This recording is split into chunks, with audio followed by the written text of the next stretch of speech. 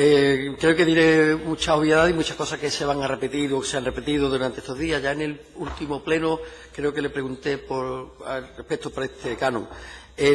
Algunos periódicos lo nombran como el fiasco del canon del agua. En fin, ya sabemos que los titulares de los periódicos suelen ser grandilocuentes, pero sí, efectivamente, como usted acaba de decir, el canon es finalista y el recibo del agua que todos pagamos pues tiene una cuota fija por vivienda y una cuota variable para su consumo. Pero como todos los recibos, tanto el de la luz como el del agua, al final no son siempre indican confusión. La gente sabe que está pagando un impuesto y no sabe exactamente para qué. Pero si la cifra que usted misma ha dado de 730 millones de euros recaudados en los últimos años se han gastado solo 219, ¿dónde están los otros 511? Esto, pues, habría que saber de dónde, si el canon es finalista y no se ha gastado, o estarán en las arcas de la Junta de Andalucía, o igual se han evaporado. No sabemos, ¿verdad? Entonces, quiero decir que esto es incluso ha habido unas asociaciones como el Círculo de Empresas Andaluzas de la Construcción y Obras Públicas, tanto como la Asociación de Ingenieros Consultores de Andalucía, presentaron en su momento en el Juzgado de Guardia una denuncia formal por un presunto delito, me imagino que por malversación.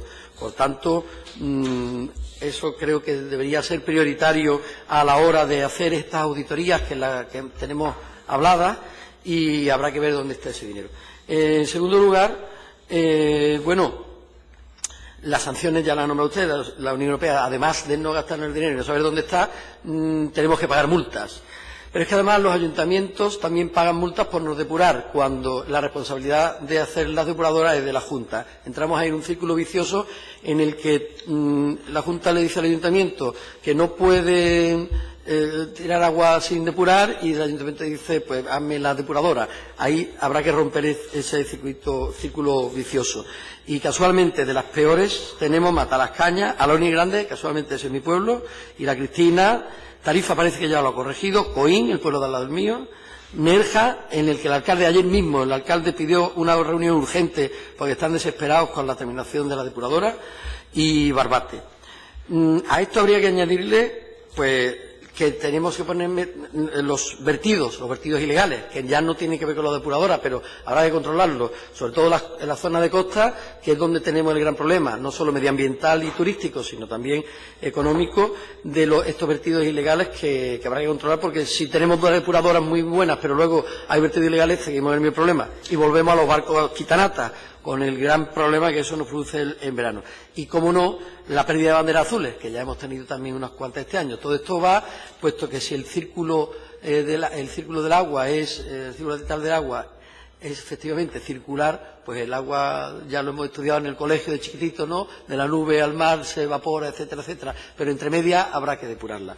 Creo que con esto aporto un poco, como de forma global, un último dato. EMASA, la empresa de aguas de Málaga, ha quitado 4.700 toneladas de toallitas de la depuradora. Es decir, que también hay que concienciar a la población de que antes del agua que llegue a su depuradora, pues tendrá que llegar lo menos llena posible de cosas.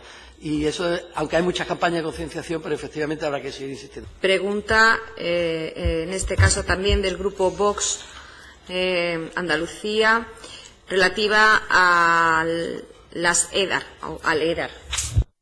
Señor Morto. Muchas gracias, señora presidenta. La EDAR, volvemos al agua y al canon y a la EDAR otra vez. La EDAR del Cautivo, de la provincia de Almería, ha tenido una inversión de 6,3 millones de euros, según explicó la Junta anterior, en el año 2018. Estaba previsto que ya se hubieran terminado las obras y las primeras pruebas estuvieran finalizadas para la primavera de 2019. La Junta entregaría la instalación al Ayuntamiento de Níjar para que se hiciera cargo de funcionamiento y conservación, y está financiada con cargo al canon de mejora infraestructural hidráulica, persiguiendo alcanzar un alto nivel de depuración. Conforme a esta exposición de motivos, habría dos preguntas. La primera, ¿cómo se encuentra el estado de ejecución del proyecto en fecha actual, en cuanto a esta EDAR mencionada del Cautivo, y los colectores de entrada y salida para su posterior reutilización por riego agrícola? Y la segunda, ¿qué porcentaje de la inversión está subvencionado con fondos europeos? Muchas gracias.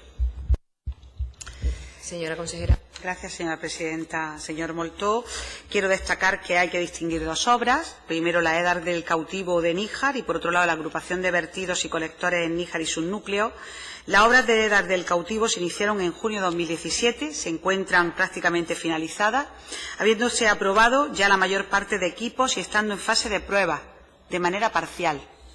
No obstante, esta consejería está solucionando algunos problemas técnicos de aumento de potencia con la empresa suministradora de energía eléctrica para que esta estación depuradora pueda funcionar a pleno rendimiento, que es lo que queremos.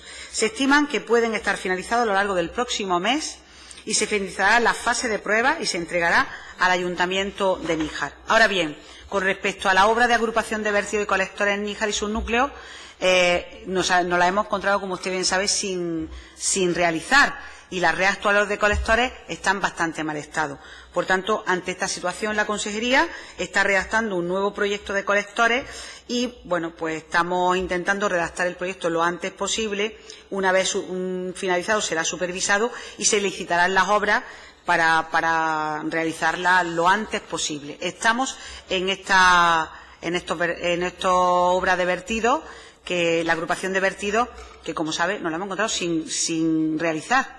Y por eso estamos redactando el nuevo proyecto, que lo tenemos en breve finalizado. Pero la cuestión de la EDAR del cautivo, yo creo que le he dado datos suficientes para que tengan ustedes contestada la pregunta. Siguiente pregunta, también de Vox Andalucía, en este caso relativa a la prevención de los vertidos del Alpechín. Tiene la palabra también el señor Moltó. Muchas gracias, señora presidenta.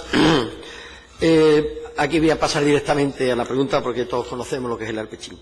¿Qué medidas y soluciones ha tomado el Consejo de Gobierno para asegurarse de que no haya vertidos en los ríos y acequias de nuestra comunidad?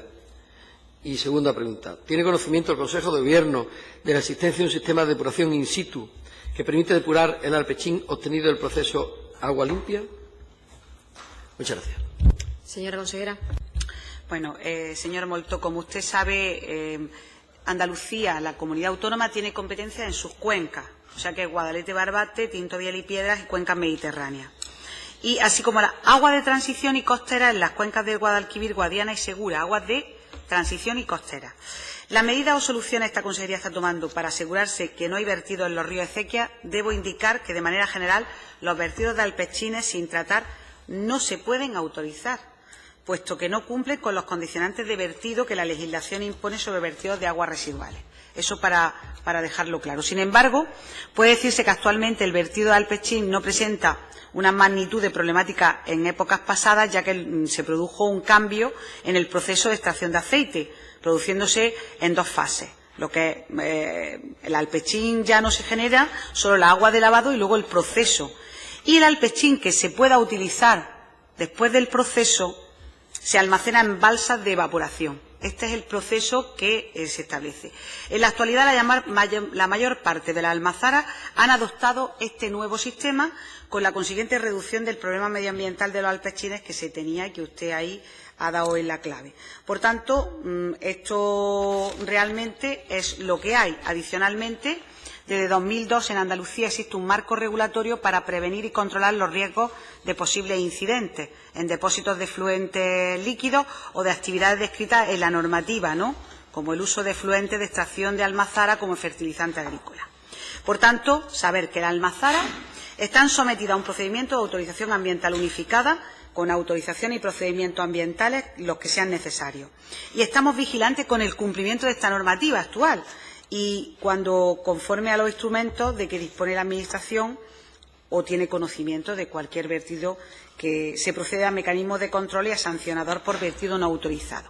En cuanto a la segunda pregunta, que yo considero que es también la más no importante, pero sí relevante en este caso, ¿no?, la existencia del sistema de depuración in situ que permita depurar el Alpechín obteniendo el proceso de agua limpia. La producción de aceite en la almazara genera un importante volumen de aguas residuales. Estas aguas pueden ser gestionadas de tres formas: evaporación natural en balsa, vertida a cauce público o red de alcantarillado municipal previa depuración, o el uso para fertirrigación. En la actualidad, la propuesta tecnológica que opera de forma satisfactoria para la depuración de estos tipos de residuos es la siguiente. En el caso de vertido a la red de alcantarillado municipal, se emplea un sistema de tratamiento físico-químico y una posterior oxidación química. Con este tratamiento se obtiene agua clarificada apta para su vertido al alcantarillado. En cuanto al vertido al cauce público, que también nos ha hecho referencia, se consigue combinando el proceso físico-químico antes citado con una segunda etapa de filtración. El rendimiento global del proceso permite obtener un 80% del agua inicial tratada para su vertido directo a cauce público y el 20% restante se obtiene como un concentrado que es preciso gestionar posteriormente. Actualmente esta tecnología se encuentra instalada en Almazara, como SCA del campo de Alcázar de Baeza, Agraria San Isidro, San Ginés y San Isidro en Sabiote, Guadalupe en Úbeda, es decir, en un numeroso número de almazaras que es importante que la tengan. Y estamos muy vigilantes con ello, porque estamos tratando de que todo sea de forma correcta y coherente como usted nos ha manifestado. Y coincido con usted en la necesidad de estar vigilante y en la actuación. Por tanto, que sepan ustedes que estamos con ello. Los entes instrumentales de la Junta se hicieron con el argumento de la necesidad de una inmediatez, flexibilidad y autonomía para la realización de funciones encomendadas al órgano administrativo, pero se les dota de una personalidad jurídica con un amplio margen de autonomía de gestión de recursos. Así nacieron los organismos autónomos como los primeros entes instrumentales. No dejaban de ser administración pública y servida por funcionarios públicos, sujetos al derecho administrativo, pero obviamente se hace para eludir las regulaciones, controles y garantías que la legislación administrativa imponía en la gestión del gasto público, la contratación administrativa y la selección y administración del personal. El modelo estaba caracterizado esencialmente por la personificación privada de los entes instrumentales. Nos encontramos entonces ante entidades de derecho privado, aunque de capital público, y que ejercen funciones y prestan servicios públicos encomendados antiguamente a los órganos administrativos. De este modo se conseguía la pretendida inaplicación del ordenamiento jurídico administrativo y la consecuente elusión de las garantías y los instrumentos de control inherentes a la actuación administrativa. El abuso de la instrumentalidad es que cuantitativamente se crearon centenares de entes instrumentales. Yo hacía referencia en la otra comisión al número total de los empleados de la administración paralela o instrumental y citaba, quizás no han visto bien el vídeo, citaba que en palabras del sindicato de funcionarios eran los enchufados de la Junta de Andalucía. No eran mis palabras, aunque bueno, parece ser que no andábamos muy descaminados. Cuantitativamente se crearon centenares de entes instrumentales, liberados de los controles que imponía el derecho administrativo. Se estima que el número de personas colocadas en empresas y fundaciones, esto no lo digo yo, sino que lo dice todos los medios de comunicación y, entre otros, La tela de araña andaluza, que es un libro publicado por don Pedro Etenas, periodista, se estima que estaba en torno a 25.000. Asimismo lo dicen los sindicatos de funcionarios, que, si no recuerda usted, antes que naranja fuera el color del Partido Ciudadano, lo fue de los funcionarios de la Junta de Andalucía, que hicieron varias manifestaciones y protestaron precisamente por esta pérdida del control de la Administración a estos entes semiprivados o a entidades, como quieran llamarlas. También cualitativamente pierden la naturaleza porque la potestad administrativa son los poderes que la ley confiere a la Administración pública para la realización de sus fines y sitúan a la Administración en una posición de supremacía respecto al resto de individuos, es decir, le dota de ciertas prerrogativas que le puede incluso imponer de forma unilateral obligaciones, deberes, incluso multas. Por esta razón, solo la potestad administrativa puede ser ejercida para la satisfacción de los intereses generales, sujeta al principio de legalidad, y la Administración solo podrá realizar aquellas actuaciones que la ley les autorice a realizar. Mientras estas primeras entidades instrumentales estaban creadas bajo la forma privada de personificación, empresas y fundaciones, de modo que estos entes están sujetos al derecho privado, pero ejercían ilícitamente potestades públicas, que solo correspondía ejercer la Administración a través de sus funcionarios. Los tribunales de justicia comenzaron a dictaminar que ciertas potestades que estaban realizando esos entes solo podían ser realizadas por funcionarios públicos. De hecho, además, hay un informe de la Cámara de Cuentas que dice que los expedientes de personal contratado no aportan documentación suficiente para garantizar que se hayan respetado los principios de publicidad, igualdad, mérito y capacidad.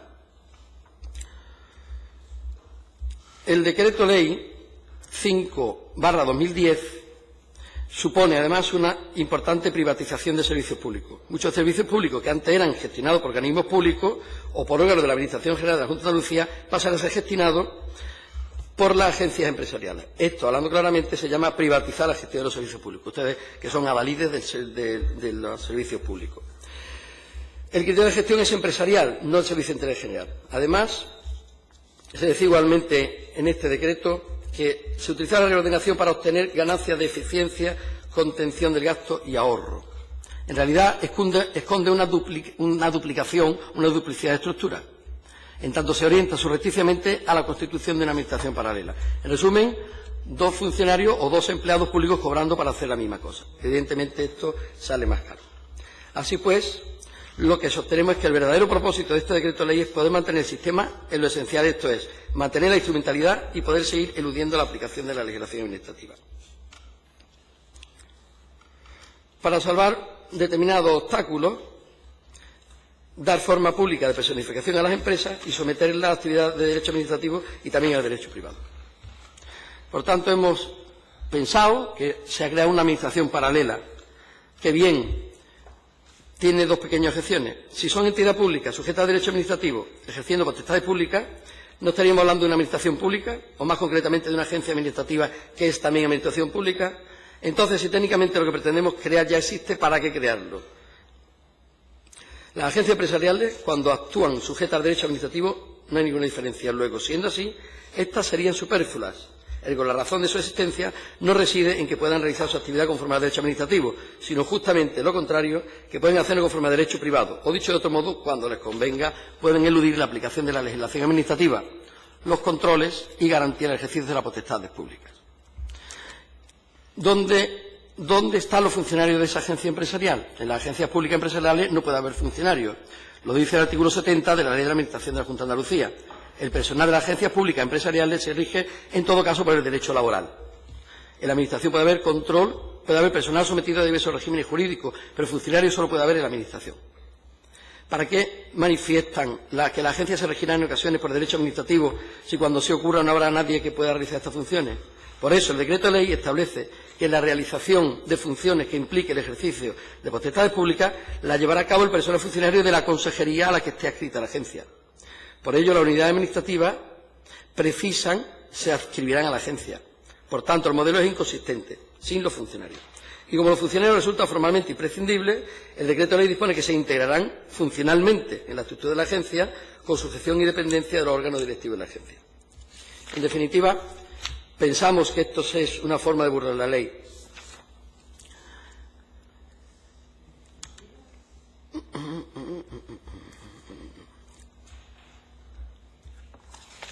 En definitiva, se echa por tierra la legítima expectativa de miles de personas que aspiran a tener un empleo en la Administración pública de forma establecida en la Constitución y las leyes, con los criterios objetivos de mérito y capacidad. El modelo puede ser legal, pero no es la administración que todos queremos pública, sino es una administración paralela y nuestra idea es precisamente que la administración vuelva, o sea, que las competencias vuelvan a la administración y ir reconduciendo o eliminando o disminuyendo al mínimo la estructura de esta agencia entre las que se encuentra. En primer lugar, y muy brevemente, y al hilo de la proposición no de ley que se nos presenta, pues decirle a la señora Cruz, por alusiones a su intervención anterior, que yo soy funcionario por oposición del Cuerpo Superior Facultativo de Instituciones Sanitarias de la Junta de Andalucía A4. Y, bueno, pues me dice mis oposiciones y la aprobé. En ese sentido soy inspector, además de lonjas pesqueras, por tanto tengo cierta experiencia en esto, aunque de algas no sé mucho. Nos parece muy interesante la proposición no de ley que nos trae adelante Andalucía, puesto que efectivamente el Mediterráneo cada vez se nos está quedando más pequeño y tenemos que cuidarlo. Si no tenemos depuradoras, como después veremos, y vertimos al mar, y encima estamos tirando agua del lastre, estamos favoreciendo el crecimiento de las algas, llegará un momento que no haya vida. Por tanto, estas medidas parecen bastante lógicas y las apoyaremos. Con ruego de respuesta oral en comisión. Comenzamos con el grupo Vox en Andalucía. Pregunta relativa a la empresa agraria. Tiene la palabra señor Fernández. Estimada consejera, La Comunidad Europea está permitiendo la importación creciente de productos agrícolas de terceros países, perjudicando gravemente a algunos sectores andaluces como el de los cítricos. Basta saber para comprender la magnitud del problema que nuestra producción supera los 2 millones de toneladas, casi la tercera parte de la producción de España, y que el precio habitual, que durante 2017-2018 estaba en torno a 0,27-0,32 euros el kilo en árbol, ha pasado el presente año, con la competencia mencionada, con la importación de naranja principalmente sudafricana, también de Egipto y de Turquía, a 0,16 euros el kilo. Finalmente ha quedado muchísima naranja por vender y se ha tenido que dedicar a zumo, siendo el precio de esa naranja 0,03 a 0,04 euros el kilo en el árbol. Nos consta que ha habido una ayuda del Ministerio a través de la Organización Productora de Frutas y Hortalizas, pero ha sido totalmente insuficiente y solo ha llegado a una parte de las empresas. Nuestra pregunta es, ¿va a tomar medidas el Gobierno andaluz para compensar a las empresas afectadas por los bajos precios? Y otra que es obligada, ¿se piensa tomar alguna medida el Gobierno andaluz a nivel de España y a nivel de Europa para regular la competencia de esos países? Estamos hablando de pacto del agua y de nada va a servir que lleve el agua a nuestros agricultores porque no van a poder competir con estos productos que vienen de países que lógicamente resulta muchísimo más barato producirlos allí que en España. Muchísimas gracias. Señora consejera. Señor Segovia, muchas gracias por su pregunta. Considero que estamos todos muy pendientes de los precios de los productos agrarios en nuestra comunidad. Nosotros somos una potencia agroalimentaria y, por tanto, tenemos muy claro que tenemos que ayudar a que el sector y le llegue al productor, o sea, al agricultor, el precio justo. Y, por tanto, desde el primer momento que llevamos aquí el Gobierno del Cambio, una de las directrices que el presidente de la Junta nos dio, y especialmente a la consejera de Agricultura, que lo siente como propio, es que, desde luego, teníamos que trabajar para que los controles, en este caso del Gobierno de España, a través de los puntos de inspección fronteriza y tanto también la Unión Europea, los controles de los contingentes sean los contingentes reales y que tuviéramos la posibilidad, que tuvieran nuestros productos la posibilidad de no trabajar con competencia desleal, es decir, que se les exija unos fitosanitarios determinados a nuestros productos y, en cambio, no se controlen suficientemente los fitosanitarios cuando entran productos de terceros países. Lo que les puedo decir es que desde el primer momento y todos y cada uno de los consejos consultivos he planteado esta circunstancia. Creemos que es fundamental que se controlen, que se hable en la Unión Europea de la situación que está ocurriendo y también que se trabaje en el Gobierno de España por una nueva ley de cadena alimentaria. La cadena alimentaria es fundamental y hay que darle una vuelta a las cuestiones de la competencia, donde, por ejemplo, ya la han hecho en Francia. En Francia es competencia del Estado, lo han hecho y tenemos que seguir ese ejemplo. Además, en otros distintos productos, los cítricos, hay que trabajar por una interprofesional fuerte. Como saben ustedes, ahora mismo la interprofesional no funciona. Si no lo hacemos en este momento no se puede hacer autorregulación y, por tanto, no podemos hacer nuestras propias medidas. Ayudar a la promoción del cítrico, que nos comprometimos en la mesa de los cítricos. Hay que promocionar los cítricos y su consumo. En cuanto a frutas y hortalizas, más o menos lo mismo.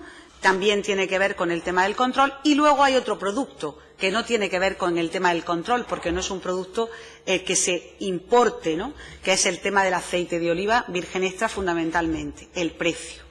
Como ve usted, ese es otro producto completamente diferente, pero ¿qué tenemos que trabajar en ese producto? Obviamente, las competencias son del Gobierno de España, pero hasta donde llegamos nosotros hemos hecho un Consejo Andaluz del Olivar, queremos seguir trabajando con ello, primero, abrir nuevos mercados en todo lo que podamos, para promocionar que es un producto saludable que tiene que llegar a otras cuestiones o a otros países donde no se consume aceite de oliva y que es necesario que se consuma y que absorba esa cantidad de producción, que saben ustedes que ha sido una campaña alta, ¿no? Y fundamentalmente también trabajar en la autorregulación y pedir a la Unión Europea, todo eso lo tiene que hacer el Gobierno de España, que se haga una reducción, o sea, una modificación de los umbrales de referencia para almacenar.